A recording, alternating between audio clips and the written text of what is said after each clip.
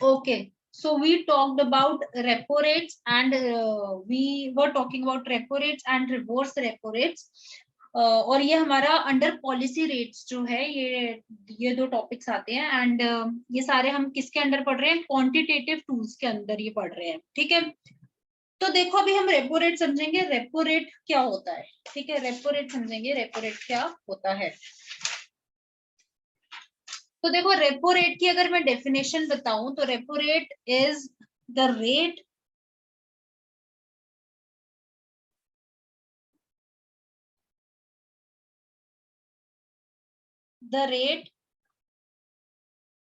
at which RBI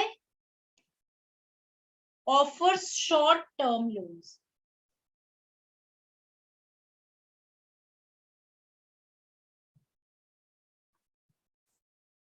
ठीक है, the rate at which RBI offers short term loans, इसको हम बोलते हैं रेपो रेट्स.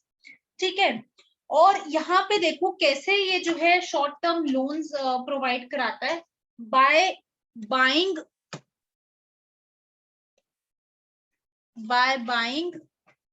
या लिखते हैं टू, सबसे पहले लिखते हैं offer short term loans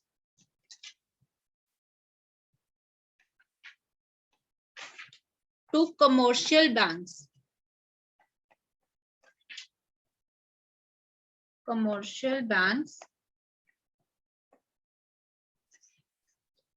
By buying government securities.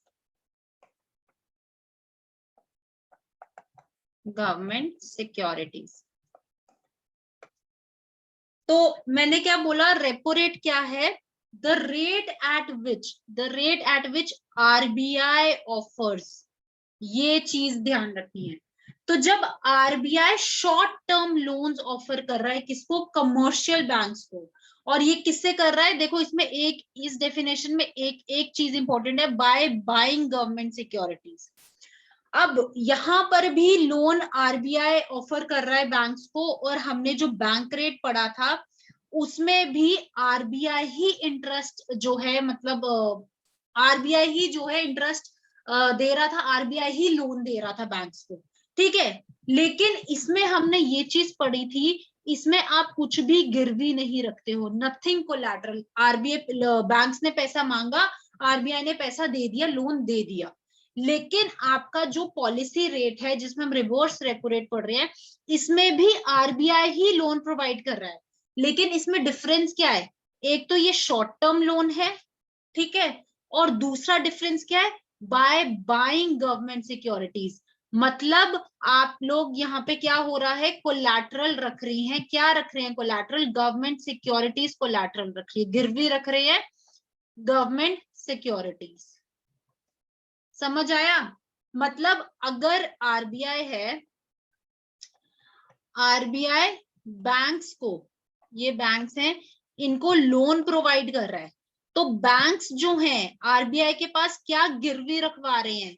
तो आरबीआई के पास गवर्नमेंट सिक्योरिटीज गिरवी रखवा रही हैं बैंक्स. ठीक है, आरबीआई के पास गवर्नमेंट सिक्योरिटीज बैंक गिरवी रखवा रही है और आरबीआई इनको लोन प्रोवाइड कर रहा है. तो बैंक रेट और रेपो रेट में ये डिफरेंस है, ये भूलना नहीं. इसमें कोलैटरल रखी जाती है गवर्नमेंट सिक्योरिटीज, और बैंक रेट में कुछ भी कोलैटरल नहीं होता. ठीक है, उसके बाद ये लॉन्ग टर्म लोन है, ये लॉन्ग टर्म लोन प्रोवाइड करवाते हैं, और इसमें क्या है? ये शॉर्ट टर्म लोन है. ठीक है, तो ये डिफरेंस जो है इनमें कंफ्यूज नहीं होना. इतना समझ आ गया? Yes ma'am. ठीक है, अब देखो दूसरी चीज इसमें क्या, अब हम देखेंगे इसमें इन्फ्लेशन कैसे इफेक्ट करता है या फिर डिफ्लेशन कैसे कंट्रोल होता है. तो सेम है, कॉन्सेप्ट सेम है. The rate at which RBI offer short term loans, obviously मतलब अगर आरबीआई ने लोन बैंक को दिया है, ठीक है, तो बैंक जो है कुछ टाइम पीरियड के बाद ये जो भी पैसा है ये वापस करेगा, है ना, और विद इंटरेस्ट वापस करेगा. तो चीजें वो सेम ही है. जब रेपो रेट बढ़ेगा, when repo rate will increase, तो ये जो इंटरेस्ट लोन है, जो मतलब जितना इंटरेस्ट पे इन्होंने लिया था वो चीज बढ़ेगी. इंटरेस्ट रेट विल इंक्रीज, मतलब बैंक्स को ज्यादा इंटरेस्ट रेट पे पैसे आरबीआई को देने पड़ेंगे। और हमारे पास, मैंने आपको एक बहुत ही शॉर्ट कट में चीज बताई थी लेमैन लैंग्वेज में, जब आरबीआई के पास पैसा ज्यादा होगा, when RBI will have more money, that means market में पैसा कम होगा, तो मनी सप्लाई कम होगा, और अगर मनी सप्लाई कम होगा, that means your inflation will be controlled. So that means your inflation will be controlled. So concept same है, when repo rate will increase, आपकी इन्फ्लेशन क्या हो रही है, ऑटोमेटिकली कंट्रोल हो रही है। समझ आई? लेकिन इसमें चलो ये चीज आपको इतनी समझ आ गई होगी कि इसमें हाउ रेपो रेट बढ़ाने पे इन्फ्लेशन कैसे कंट्रोल होती है और घटाने पे कैसे होती है, ये छोटा सा कॉन्सेप्ट तुम्हें क्लियर हो गया होगा। लेकिन रेपो रेट मैंने तुम्हें बताया एक ऐसा मतलब रेट है जो आरबीआई क्या करता है, शॉर्ट टर्म लोन्स प्रोवाइड करवाता है, किसको, कमर्शियल बैंक्स को। और कैसे प्रोवाइड करवाता है, बाय बाइंग गवर्नमेंट सिक्योरिटीज। लेकिन इसमें एक और बहुत इंपॉर्टेंट फैक्टर है इस केस में, वो क्या है, एक रीपरचेज अग्रीमेंट होता है।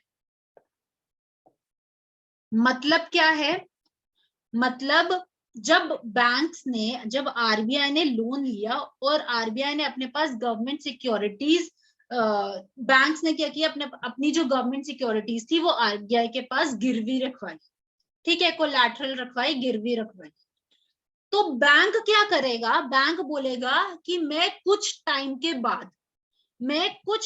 बाद ये गवर्नमेंट सिक्योरिटीज आपसे वापस ले लूंगा, ठीक है, कुछ इंटरेस्ट पे या जितने भी इंटरेस्ट में आपसे वापस ले लूंगा, और आपको बाद में जो है, आप हमसे जो जितना मैंने आपसे लोन लिया आप वो वापस ले लेना।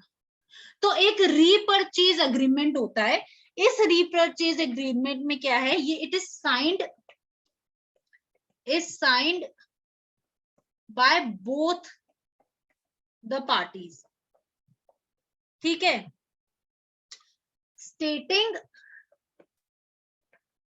that the securities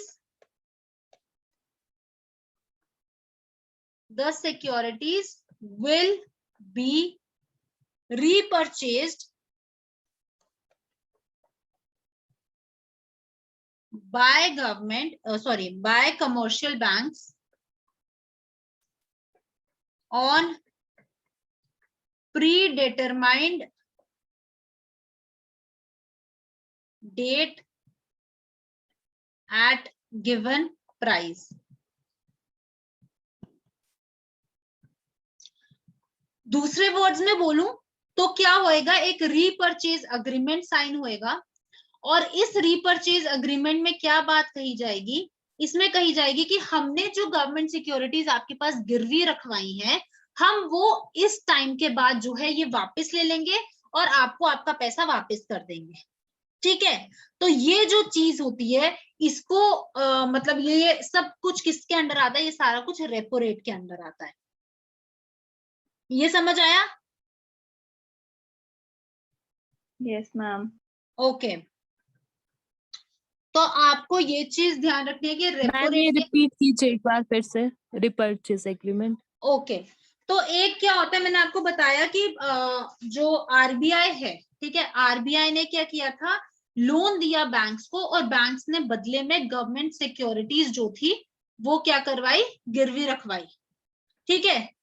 तो ये गवर्नमेंट सिक्योरिटीज जब बैंक्स ने गिरवी रखवाई हैं बदले में, तो इन गवर्नमेंट सिक्योरिटीज के बदले कुछ टाइम के बाद बैंक क्या बोलेगा कि हम कुछ टाइम के बाद अपनी ये गवर्नमेंट सिक्योरिटीज जो हमने आपके पास गिरवी रखवाई हैं, हम ये वापस ले लेंगे। एक टाइम दिया है, एक डेट दी है, और इतने प्राइस पर हम ये गवर्नमेंट सिक्योरिटीज आपसे वापस ले लेंगे। तो ये रीपरचेज अग्रीमेंट जो होता है साइन होता है अंडर रेपो रेट। समझ आया? Yes ma'am. Okay. Then you have policy rates के अंदर you have another, that is reverse repo rate. So reverse repo rate क्या है, देखो by the name itself it suggests उल्टा, रिवर्स हो जाना, उल्टा हो जाना। यहाँ पे जो आरबीआई लोन प्रोवाइड करवा रहा था, है ना, आरबीआई पैसे दे रहा था, सो यहाँ रेपो रेट में क्या था, आरबीआई लोन दे रहा था, यही चीज थी। लेकिन ये था रेपो रेट की बात कर रही हूँ, लोन दे रहा था किसको, बैंक्स को। लेकिन रिवर्स रेपो रेट में क्या होगा, रिवर्स रेपो रेट में क्या होगा, उल्टा हो जाएगा। जो बैंक्स हैं वो आरबीआई को लोन प्रोवाइड करवा रहे हैं, उल्टा हो गया कि बैंक जो है वो आरबीआई को लोन दे रहा है और आरबीआई अपनी गवर्नमेंट सिक्योरिटीज बैंक्स के पास गिरवी रखवा रही है, कोलैटरल रख रही है अभी भी। तो यहाँ पर बैंक्स लोन दे रहा है आरबीआई को और आरबीआई अपनी गवर्नमेंट सिक्योरिटीज बैंक के पास गिरवे रखवा रही है, और यहाँ पर भी एक रीपर्चेज अग्रीमेंट साइन होता है, ठीक है, रीपर्चेज अग्रीमेंट साइन होता है। और यहाँ पर भी जो बैंक्स हैं, जो आरबीआई है, वो बोलता है हम कुछ टाइम के बाद अपनी ये गवर्नमेंट सिक्योरिटीज आपसे वापस ले लेंगे। इसीलिए हम इसको शॉर्ट टर्म लोन बोलते हैं, क्योंकि ये कुछ टाइम पीरियड के लिए होता है और कुछ टाइम के बाद जो है ये अपनी अपनी गवर्नमेंट सिक्योरिटीज वापस ले लेते हैं, और रीपर्चेज अग्रीमेंट इनके बीच में तभी साइन होता है, ठीक है।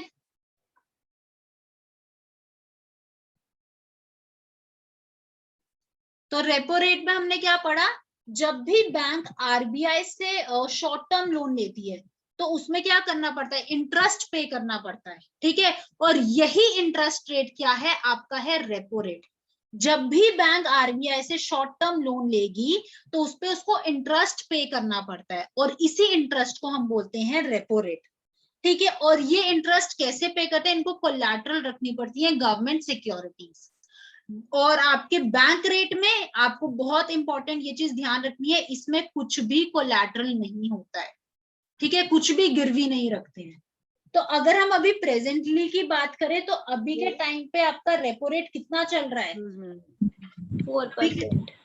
अभी के टाइम पे आपका रेपो रेट चल रहा है, इट इज 4%। तो मतलब अगर बैंक्स जो हैं आरबीआई से लोन लेते हैं और गवर्नमेंट सिक्योरिटीज गिरवी रखवाते हैं, तो बाद में जो उनको लोन रीपे करना पड़ता है, फॉर एग्जाम्पल उन्होंने 100 करोड़ लोन लिया था, तो जब बाद में उनको लोन रीपे करना पड़ेगा तो वो कितना करेंगे, 400 करोड़ जो है विद 4% इंटरेस्ट के साथ रीपे करेंगे, ठीक है, समझ आया ma'am? I have a question ma'am.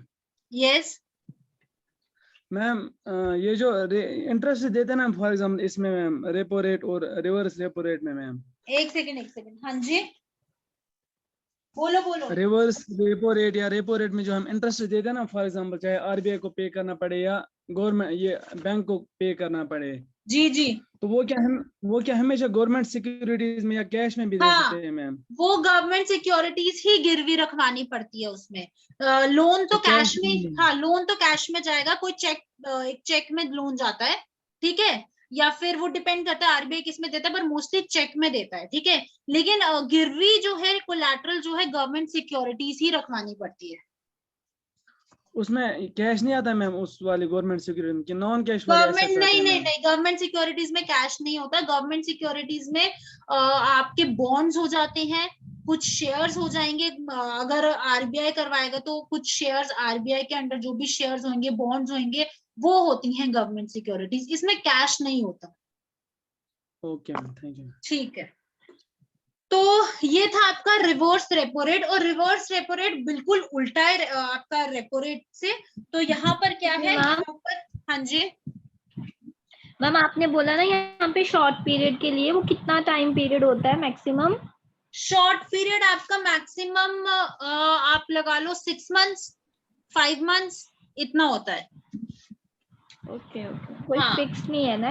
कोई फिक्स नहीं है, मतलब शॉर्ट पीरियड के लिए अगर मैक्स टू मैक्स अगर लॉन्ग पीरियड के लिए देखें तो हम 2 साल 4 साल 6 साल भी होते हैं, लेकिन short period 6 months 8 month 1 year तक भी हो सकता है। तो 1 ईयर तक आप बोलोगे शॉर्ट टाइम पीरियड के लिए होता है। कुछ मंथ्स के बाद हम वापस ले लेंगे, कुछ दिनों के बाद भी वापस ले सकते हैं, ऐसी भी बात कर सकते हैं, ठीक है। ओके, तो ये चीजें आपको क्लियर हो गई अभी? तो यहाँ पर हमने आपके क्वांटिटेटिव टूल्स कवर कर लिए, जिसमें हमने आपके सारे जो है repo rate, reverse repo rate, then we talked about OMOs, ठीक है। और इसके अलावा हमने आपके साथ क्या पढ़ा, ओएमओज पढ़ा, बैंक रेट पढ़ा, ठीक है, सीआरआर, एसएलआर पढ़ा। तो यहाँ पर जो है हम आपके क्वांटिटेटिव टूल्स कवर करते हैं। इसके अलावा जो इसमें और चीजें आती हैं वो भी देख लो। तो इसमें एक आपका आता है एमएसएफ एंड एलएएफ, ठीक है। अब वो क्या है वो देखो। तो लिक्विडिटी, यहां पे लिख रही हूं मैं, liquidity adjustment facility.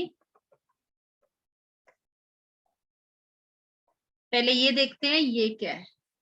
So basically liquidity adjustment facility क्या है? सो लिक्विडिटी एडजस्टमेंट फैसिलिटी कुछ नहीं है, it is simply the key element. अगर हम बात करें रेपो रेट और रिवर्स रेपो रेट दोनों को मिला के अगर हम बोलेंगे, ब्रैकेट में लिख रहे हो रिवर्स रेपो रेट, दोनों को मिला के हम बोलेंगे लिक्विडिटी एडजस्टमेंट फैसिलिटी। मतलब कि मार्केट में लिक्विडिटी किस हिसाब से एडजस्ट करी जाए। लिक्विडिटी समझते हो? Liquidity means cash flow, cash flow. So liquidity का मतलब ही होता है cash flow. So basically LAF क्या है? सो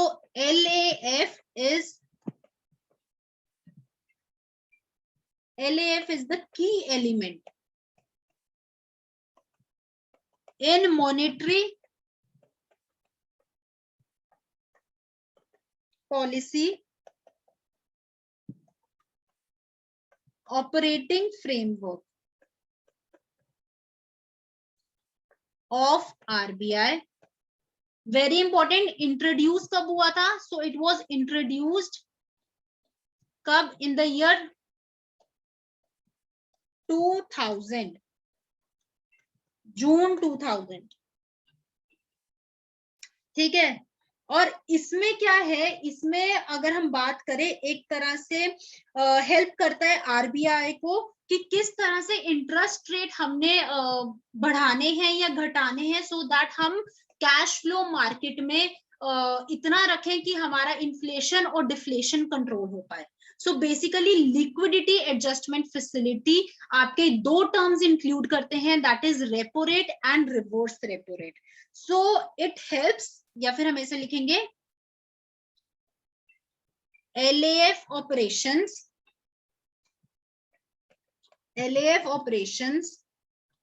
help the RBI to effectively transmit interest rate signals to the market.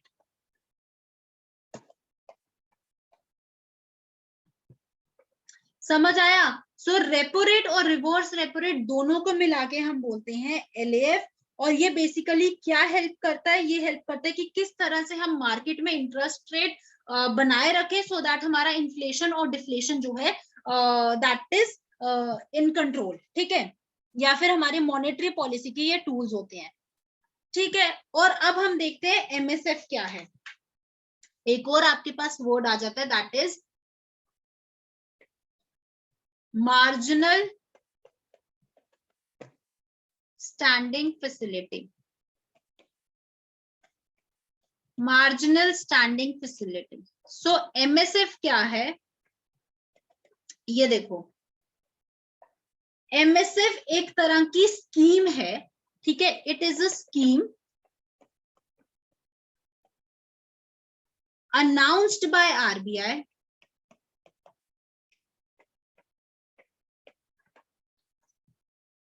in its monetary policy।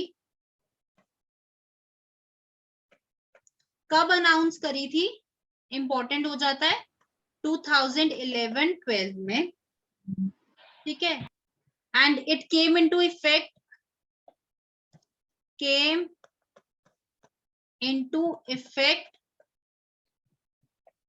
In May 2011, ठीक है। सो एक तरह की स्कीम है जो कि आरबीआई ने अनाउंस करी थी, मॉनेटरी पॉलिसी जब वो इंट्रोड्यूस करते हैं, बजट इंट्रोड्यूस करते हैं, 2011-12 के बजट में इंट्रोड्यूस करी थी, तो मई 2011 में इट केम इनटू इफेक्ट। अब ये स्कीम क्या कहती है, ये देखो, ये स्कीम कहती है कि देखो बैंक्स जो है रातों रात पैसा, अगर उनको जरूरत पड़े, बैंक्स के पास शॉर्ट है पैसे की, वो ओवरनाइट जो है पैसा बोरो कर सकते हैं under this scheme. Under MSF, banks can borrow money overnight from RBI, लेकिन इसमें क्या है, इसमें आपका जो इंटरेस्ट रेट है, जैसे रेपो रेट में हमारा अगर अभी 4% इंटरेस्ट रेट चल रहा है, अगर रेपो रेट में बोलूं 4% चल रहा है, तो MSF में क्या होएगा, बैंक्स को मतलब रेपो रेट से 1% ऊपर जो है इंटरेस्ट पे करना पड़ेगा। मतलब प्रेजेंटली अगर मैं बात करूं तो अंडर एमएसएफ अगर बैंक्स को रातों रात कोई पैसों की जरूरत पड़ी है और बैंक्स ने रातों रात जो है आरबीआई से पैसा मांगा in any case of emergency और एनीथिंग, तो बैंक्स को जो है 1% ऊपर, रेपो रेट से 1% ऊपर, दैट इज अभी के डेट में बात करूं तो 5% इंटरेस्ट पे जो है आपका पैसे वापस करने पड़ेंगे आरबीआई को, बाकी सब कुछ सेम रहता है। समझ आया? सो आप लिख सकते हो under this scheme,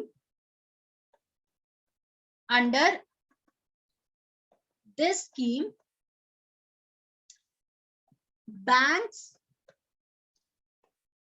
can borrow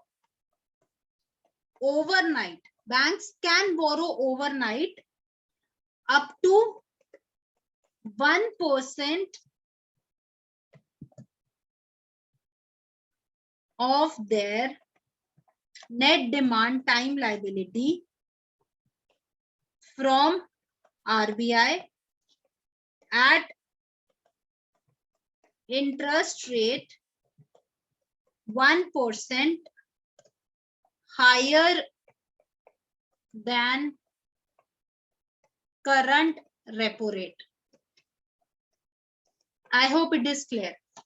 तो मतलब अगर बैंक्स को कल को रातों रात पैसे की जरूरत पड़ती है तो वो क्या करते हैं, वो बोल सकते हैं कि under MSF, under marginal standing facility हमें पैसा चाहिए, और अगर वो बोल रहे हैं कि अंडर एमएसएफ हमें पैसा चाहिए, हम बोरो करना चाहते हैं पैसा, तो दैट मीन्स उनको जो है 1% ऊपर पे ये पैसा, मतलब अगर रेपो रेट 4% चल रहा है तो उनको 5% जो है इसका इंटरेस्ट रेट पे करना पड़ेगा, जो कि करंट रेपो रेट से ज्यादा है। Ma'am can borrow overnight loan, हाँ, can Up borrow to 1%. Overnight loans, ठीक है। तो आई होप इट इज, क्या हुआ मैम?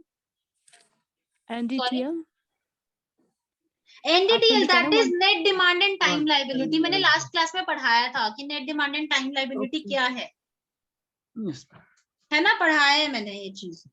तो इसमें देखो, और इसको थोड़ा सा क्लियर करने के लिए डिफरेंस देख लेते हैं एलएएफ और एमएसएफ का, आपको और चीजें जो है, जो भी डाउट्स हैं तुम्हारे क्लियर हो जाएंगे। सो एलएएफ एंड एमएसएफ डिफरेंस देख लो, इसके बाद कोई डाउट है तो फिर हम आते हैं। सो पहला एमएसएफ में क्या है, देखो एमएसएफ में मैंने आपको क्या बताया, सॉरी एलएएफ में मैंने आपको क्या बताया, मैंने बोला ये क्या हेल्प करता है आरबीआई की to effectively transmit interest rate signals to the market. मतलब एक तरह से रेपो रेट और रिवर्स रेपो रेट दोनों को मिला के हम बोलते हैं LAF, that is liquidity adjustment facility. तो ऐसा है कि इस केस में अगर आपको गवर्नमेंट सिक्योरिटीज, यहाँ के केस में अगर तुम गवर्नमेंट सिक्योरिटीज बैंक के पास गिरवी रखवा रहे हो, है ना, गवर्नमेंट सिक्योरिटीज आप बैंक के पास गिरवी रखवा रहे हो, इन केस में ऐसा होना चाहिए मिनिमम, अगर ऑर्डर है जिसका तुम गवर्नमेंट सिक्योरिटीज गिरवी रखवा रहे हो, मिनिमम जो होना चाहिए वो 5 करोड़ की होनी चाहिए। समझ आई? तो मतलब जो गवर्नमेंट सिक्योरिटीज की मिनिमम वैल्यू है वो 5 करोड़ तो होनी ही होनी चाहिए, इससे कम की होती है तो आरबीआई से तुम्हें लोन नहीं मिलेगा। क्लियर हुआ? मैम Is ये it- रिवर्स रेपो रेट में होता है मैम क्या LAF दोनों में? में होता है, LAF दोनों है, LAF रेपो रेट भी है और रिवर्स रेपो रेट भी है। So LAF both है, that is your repo rate, it includes both repo rate and reverse repo rate। और इसमें ये 5 चीज, करोड़ से ज्यादा होना चाहिए क्या मैम? 5 करोड़ से ज्यादा? हाँ 5 करोड़ से मतलब ज्यादा, मिनिमम 5 करोड़ होना ही होना चाहिए। इससे कम की होगी तो आरबीआई तुम्हें लोन नहीं देगी। ऐसा नहीं है कि अगर बैंक्स, अब देखो ना, अगर हो सकता है बैंक्स के पास बिजली, अपनी बिजली के बिल पे करने के पैसे नहीं है, कुछ भी है, 100 चीजें होती हैं, तो उस केस में आरबीआई लोन नहीं दे देगी कि ठीक है, बैंक बोलेगा तुम मेरी गवर्नमेंट सिक्योरिटीज गिरवी रख लो, चलो 1 लाख 2 लाख का मेरे को लोन दे दो। नहीं, ऐसा नहीं होता है। मिनिमम जो है 5 करोड़ की गवर्नमेंट सिक्योरिटीज गिरवी रखी जाएंगी, तभी जो आरबीआई है वो लोन आपको प्रोवाइड करेगा। ये दोनों केसेस में होता है, क्योंकि रेपो रेट में भी आपको गवर्नमेंट सिक्योरिटीज गिरवी रखनी होती है और रिवर्स रेपो रेट में भी गिरवी रखवानी पड़ती है। और एलएएफ जो है, इन दोनों को मिला के हम बोलते हैं that is liquidity adjustment facility. आप किस तरह से मार्केट में कैश फ्लो को जो है आप मैनेज करते हो, सो दैट जो आपका मॉनेटरी पॉलिसी है या फिर जो आपका इन्फ्लेशन है या डिफ्लेशन है, हम उसको किस तरह से कंट्रोल कर सकते हैं। ये क्लियर हुआ?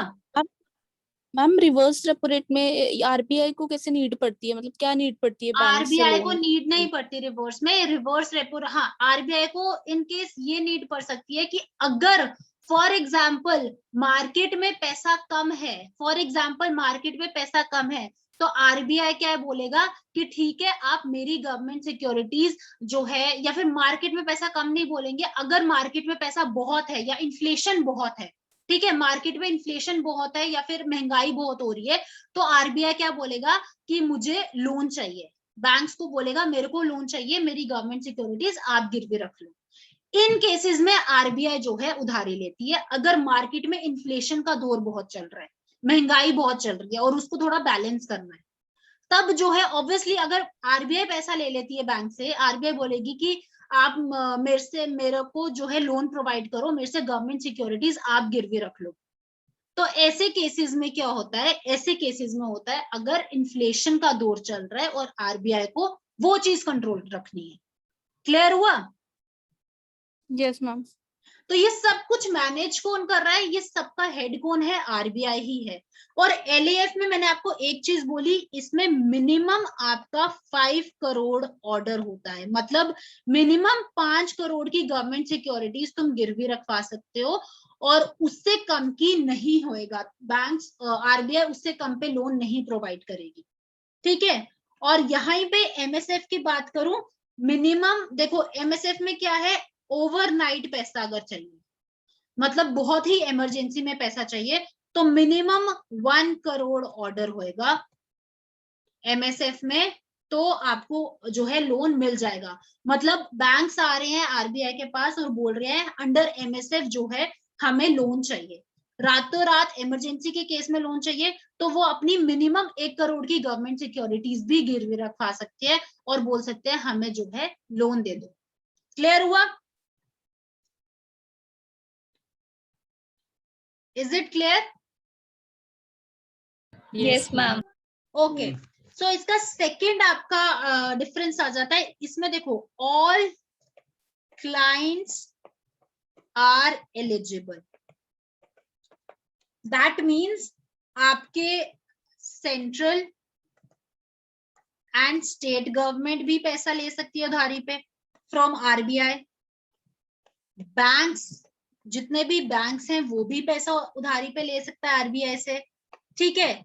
और इसमें आपके non banking financial institutions, for example कौन से हो जाते हैं, एलआईसी हो जाता है, ठीक है, और जो भी एंड सो ऑन, जो भी इतने आपके नॉन बैंकिंग फाइनेंशियल इंस्ट्रूमेंट्स होते हैं, ये हम आपका बैंकिंग सिस्टम में पढ़ेंगे, जिसमें आपके रूल ऑफ आरबीआई और ये सब आ जाएगा, कमर्शियल बैंक्स और ये सब, उसमें हम ये non banking financial institutions discuss करेंगे। अभी के लिए आपके लिए इतना काफी है कि इसमें सब लोग अंडर एलएएफ, सब लोग जो है उधारी ले सकते हैं from RBI. State government, central government, जितने भी बैंक्स हैं, कमर्शियल बैंक हो गया, कोऑपरेटिव बैंक्स हो गया, सारे ले सकते हैं, और एलआईसी होगी, नॉन बैंकिंग फाइनेंशियल इंस्टीट्यूशन जो होंगे वो भी उधारी पे पैसा ले सकते हैं।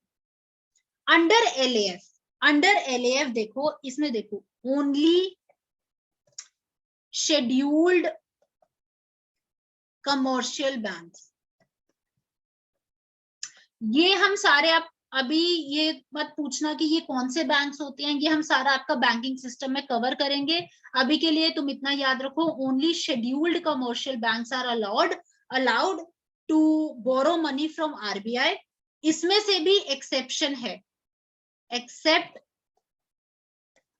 Accept regional rural banks, except regional rural banks. देखो रीजनल रूरल बैंक्स भी शेड्यूल्ड कमर्शियल बैंक्स के अंडर आते हैं, लेकिन इनके अलावा सारे बैंक्स जो हैं जो कि शेड्यूल्ड कमर्शियल बैंक्स के अंडर आते हैं, वो जाके अंडर एमएसएफ जो है ओवरनाइट पैसा बोरो कर सकते हैं। Clear?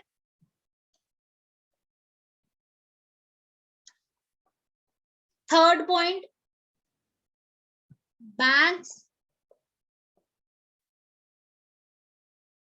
cannot use SLR quota securities. मतलब क्या है?